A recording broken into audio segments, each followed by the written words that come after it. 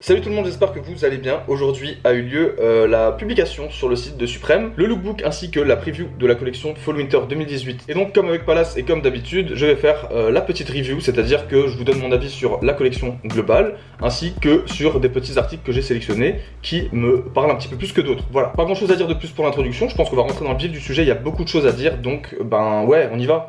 Ok, nous voici du coup sur la page de la collection dans son ensemble. Je vous mettrai bien entendu le lien dans la description si ça vous intéresse. D'ailleurs, petite information tout de suite avant de commencer, comme ça vous avez la réponse pour ceux qui se demandent, n'est-ce pas? Le premier drop online aura lieu le lundi 20 août 2018, donc c'est important de le savoir puisque d'habitude c'est le jeudi, donc ça sera à midi, hein, bien entendu, heure française. Et après ça sera de nouveau tous les jeudis comme d'habitude, donc je pense que le suivant ça sera le jeudi 30 et après le 6 septembre, etc., etc. Voilà, c'est la petite info qui peut être intéressante, il y en a beaucoup qui se demandent et le premier drop est souvent assez dense, donc ça peut être important. C'est pour ça que j'essaye aussi de faire cette vidéo assez rapidement et avant le premier drop, puisque il y a quand même beaucoup de choses qui vont sortir, notamment certains articles que je vais présenter, tout simplement. Donc nous voici sur la page d'accueil, comme d'habitude la collection est gigantesque, donc bien entendu j'ai sélectionné qu'une minorité des articles qui me plaisaient, puisque bon il y a des articles que j'aime bien, mais qui sont forcément pas évidents à porter, etc. Et qui sont d'ailleurs certainement extrêmement chers. Voilà, je reviendrai certainement sur ce point un petit peu plus tard de toute façon. Donc scrollons un petit peu pour voir à quoi ça ressemble. Donc forcément beaucoup de vestes, un petit peu de tout. Voilà, on a des vestes en cuir, on a des vestes doudounes, on a des parkas, on a des trench coats, etc. Et voilà, finalement il y a beaucoup de choses qui sont très flagrantes en mode big logo, etc. Mais il y a aussi des articles qui sont beaucoup plus sobres et passe-partout. Après voilà, est-ce qu'on a besoin de Suprême pour ce genre de choses? J'en sais rien. Ensuite beaucoup de sweatshirts comme on peut le voir ici, quelques crewnecks, pas mal de pantalons aussi, des t-shirts, des long sleeves et énormément de casquettes et de chapeaux comme d'habitude. On fera un petit point sur tout ça un petit peu plus tard aussi. Et puis pour finir, les accessoires qui sont tout en bas. Comme d'habitude on a droit à des trucs complètement perchés, hein, forcément. Si je peux donner mon avis général avant de commencer sur le premier article, je trouve que cette collection est franchement pas mal du tout. Il y a beaucoup de gens qui disent que c'est de la merde, etc. Bon, comme d'habitude, hein, de toute façon, il en faut, hein, forcément, des gens qui abusent un petit peu. Moi, j'essaye de forcément peser le pour et le contre, puisque là-dedans, je dois donner un avis un petit peu objectif, mais aussi un peu subjectif, tu vois ce que je veux dire. Je trouve que d'une manière générale, il y en a forcément pour tous les goûts, puisqu'il y a énormément d'articles. Après, on a du bon, on a du très bon, on a du pas bon et du vraiment pas bon. Donc voilà, très très varié, très très dense, il y en a pour tous les goûts. Moi, je trouve ça cool, j'y ai trouvé mon bonheur. Après, forcément, j'attends encore de voir les collaborations, c'est un peu le plus important pour moi. En tout cas, en comparaison à par exemple Spring Summer 18, je trouve que c'est bien meilleur, forcément. J'ai souvent tendance à préférer d'ailleurs les saisons hivernales plutôt que les estivales. Je pense avoir fait le tour sur la collection dans son ensemble. On va passer aux articles que j'ai sélectionnés. C'est parti. Donc la première, c'est une veste réversible one stopper en Sherpa, un petit peu comme ça. J'aime bien le délire réversible et que du coup, à l'intérieur ce soit un petit peu du mouton, hein, comme on dit. Tu peux le mettre à l'extérieur et je trouve que cette face est la plus intéressante puisque voici l'autre côté qui du coup forcément est moins cool. Elle est assez simple, on a plusieurs coloris, il me semble. Voilà, alors celui-là franchement j'aime pas du tout. L'autre devant pourquoi pas, le blanc. Après voilà, ça reste assez mignon. On peut la mettre de toute façon à l'envers si jamais on veut cacher ça, mais du coup ça perd un peu de son intérêt, je trouve. J'aime bien le lettrage et le jeu de couleurs aussi qui est fait finalement sur les nuances de gris et blanc là. Donc voilà, je vous le dis honnêtement, ça je l'achèterai pas, mais ça fait partie des choses qui vont un peu taper à l'œil. Et il me semble d'ailleurs que c'est une des seules vestes que j'ai sélectionnées puisque les autres sont super étranges, super spécifiques avec du cuir, des trucs qui vont coûter des tonnes et des tonnes d'euros finalement. Ensuite celle-ci que je trouve beaucoup plus sympa déjà, on a la même en noir, on a la même en bleu avec le col noir et en orange aussi, je les trouve vraiment très cool les deux autres là. Alors c'est très simple, hein, voilà, il n'y a pas écrit Suprême partout. Alors à l'intérieur il y a plein de petits logos, mais ça forcément ça dérange un petit peu moins pour ceux qui veulent rester dans la sobriété, puisque finalement on le voit pas quoi. J'aime bien de temps en temps ce genre de choses. Après comme je le disais, est-ce qu'on a vraiment besoin de Suprême pour acheter ce genre de pièces? Je ne sais pas. Mais voilà, ça faisait partie de la collection, je la trouve cool, donc je vous la présente, tu connais maintenant. Ensuite on passe déjà au hoodie, puisque les vestes comme je vous l'ai dit, j'ai rien relevé de plus, mais il y a quand même d'autres petites choses qui me parlent un peu.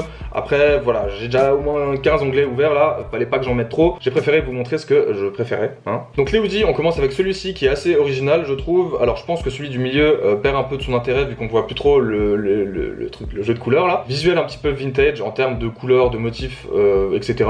Bon, la petite typo là, je suis pas super fan de celle-ci là, la gothique là. Voilà, il est sympa, mais franchement c'est pas mon préféré par rapport à ceux que je vais vous montrer après. Je pense qu'il y en a des un petit peu mieux à mon goût. Celui-ci c'est pareil, j'aime bien, mais un petit peu mitigé à cause des couleurs. Les trois couleurs de devant j'aime pas trop, la noire ça va, mais en fait je trouve ça dommage que ce soit jaune fluo comme ça. Je pense qu'ils auraient dû changer un petit peu ça selon les hoodies. Mais voilà, si on regarde un petit peu plus près, j'aime bien ce qui est écrit, les petits motifs, les petites typos là, tout ça, je trouve ça cool. Après voilà, ça dépend des goûts de chacun, mais celui-ci pourquoi pas en tout cas. Il risque de coûter 168 € comme d'habitude, ce qui est encore une fois beaucoup trop cher, même si de temps en temps tu te dis putain celui-là il est cool, je me le prendrais bien et tout.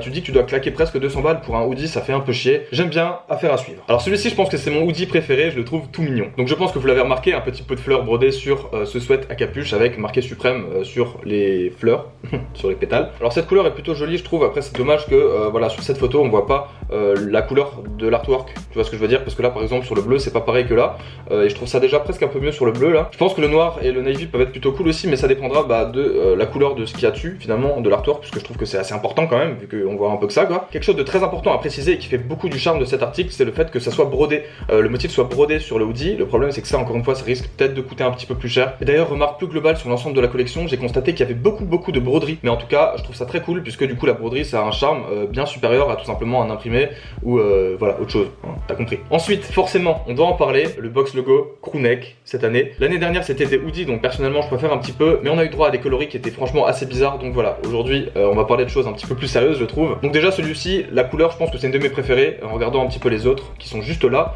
Voilà, c'est des couleurs sur couleur pour l'ensemble des crewneck, mis à part le deuxième là qui est visiblement un gris avec le box logo rouge. Mais voilà, c'est pas pour autant mon préféré. Je pense que si je devais sélectionner là à vue d'œil ceux que je préfère, je dirais les trois du fond avec un gros plus pour ces deux là, le vert et le blanc là, le blanc sur blanc il a l'air vraiment magnifique. Et le noir peut-être, après le problème c'est que le noir il est déjà sorti dans une autre saison il me semble, donc un petit peu dommage ça je trouve. Après moi d'un point de vue personnel c'est des box logo donc j'affectionne pas spécialement ça, mais ça reste iconique, il fallait en parler.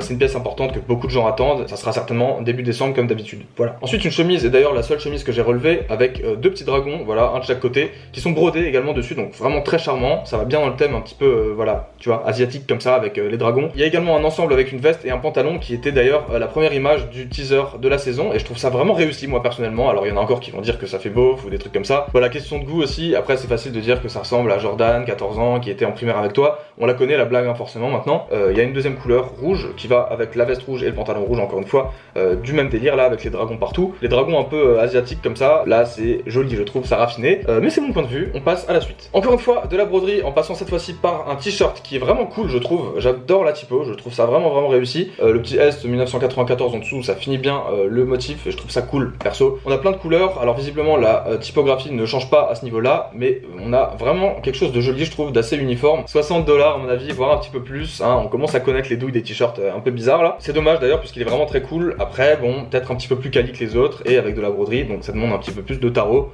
je le conçois, à voir. Ensuite encore une fois un t-shirt qu'on avait pu voir en leak et qui fait partie des t-shirts qui ne sont pas des t-shirts, qui sont dans Top Sweaters, donc à mon avis il faut s'attendre à des prix beaucoup plus élevés. Voilà, c'est du coton, mais c'est du coton piqué comme ils disent, je pense que ça veut dire que voilà, il y a des espèces de séparation au niveau du motif en relief. Je le trouve vraiment beau, le multicolore là il est terrible. Après je ne pense pas que je l'achèterai puisqu'il risque d'être un peu cher et en plus de ça c'est quand même hard à porter je pense. Il y a un short qui va avec, peut-être qu'en ensemble ça peut être cool à méditer, mais je le trouve super original, assez créatif et j'aime bien, voilà, j'aime bien, tu vois, la fibre comme ça. Ensuite celui-ci fait cette fois-ci partie des t-shirts, donc ça sera des t-shirts à 38 € normalement. Ça reste assez cher mais c'est disons accessible, un petit peu plus que certainement les autres que je vous ai montré juste avant. Donc là c'est de l'imprimé hein, sur du t-shirt tout simple en coton. Moi ce motif il me parle vraiment énormément, j'ai vu qu'il y a pas mal de gens qui l'aiment pas, mais je le trouve trop mignon quoi, le petit castor avec ses dents là, il y a marqué LSD dessus. Bon ça veut dire Life Sucks Die, truc un peu morbide, un peu ghetto comme d'habitude avec Supreme. Faut pas oublier que c'est une marque de skate donc esprit un peu trash, un peu bah les couilles hein, j'ai envie de dire. La typo est stylée, on a ça sur un rond, voilà, je trouve ça assez simple, assez cool comme celui-ci finalement. Cette couleur pourquoi pas, et j'espère qu'ils feront des couleurs cool sur les t-shirts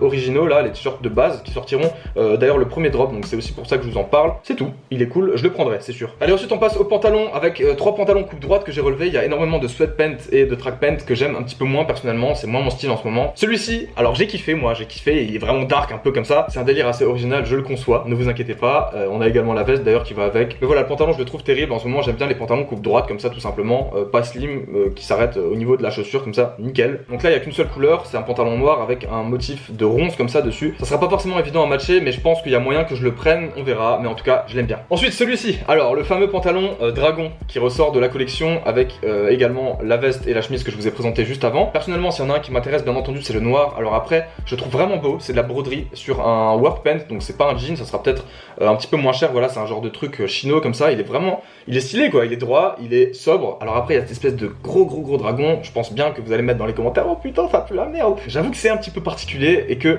même si je l'aime bien, franchement faut quand même avoir les couilles de porter ça, à moins que tu aies un ensemble justement avec la veste qui va avec et que tu ailles dans un resto chinois à volonté, tu risques d'avoir du mal de te fondre un peu dans la masse. Mais bon, franchement il est original, il est super cool et si je m'écoutais je le prendrais. Après putain vas-y pour matcher un truc comme ça quoi. Ça dépendra de quand ça tombe, de s'il y a autre chose de bien pendant la même semaine, etc. etc. Ensuite ce pantalon encore une fois assez original que j'aime beaucoup, je pense que c'est mon préféré des trois. Donc on a une couleur jean puisque c'est du jean donc ça passe bien. On a un beige comme ça, blanc beige un peu qui est joli. Et puis puis celui-ci qui est un peu moins cool là du coup.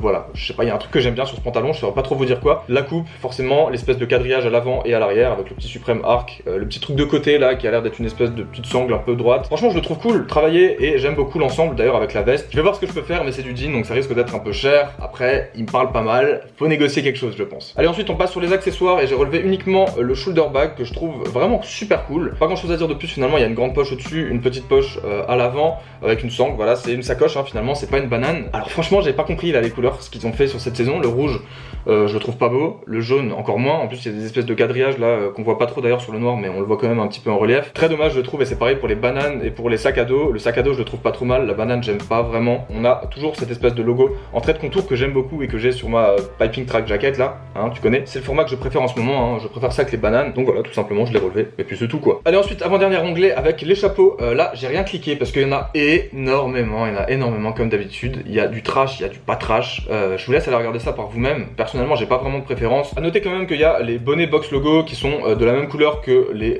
crewnecks finalement, donc c'est cool, ça permet de voir un petit peu à quoi s'attendre. Et puis voilà, en dehors de ça, des headbands, des casquettes 6 panel, 5 panel, tout ce que tu veux, des chapkas, des bobs, enfin masse de choses. Je vous laisse aller checker ça. Il y a des casquettes très cool aussi, mais bon, j'ai rien relevé puisque je ne sais pas si j'en achèterai. C'est plus trop mon délire, les 5, 6 panel, tous ces trucs là, mais il y a de l'idée et on retrouve un petit peu tous les motifs qu'on a retrouvés sur les vêtements, bah sur les casquettes, et c'est bien finalement, ça permet de faire des petits ensembles. Et pour finir, le dernier onglet inévitable avec les accessoires. On a des conneries pas possibles, ils savent vraiment plus quoi inventer, mais c'est tellement drôle je trouve. Le petit nounours il est vraiment mignon avec son bogo là, je pense que il va coûter une 50aine d'euros facilement à voir, hein, mais voilà, c'est mignon. Je sais pas trop quelle taille il fait. Un chronomètre, une petite pèse qui va à pas plus de 700 grammes, bon ça on a très bien compris que c'était la pèse pour faire Crary était un dealer, hein. Des petites statuettes hommes, femmes, anatomie qui sont assez drôles, un escabeau, what the fuck total quoi. Un miroir, un marqueur, des bonbons là, enfin des espèces de trucs pour pas puer de la gueule je crois. Des petits couteaux qu'on n'aura pas en Europe bien entendu, puisqu'on ne peut pas, selon la législation, se faire livrer des choses comme ça. Les classiques en bas avec long sleeve, chaussettes, t-shirt, Supreme, Anès là. Et voilà, c'est bien rigolo. Je pense qu'on a terminé. Passons à la fin de la vidéo.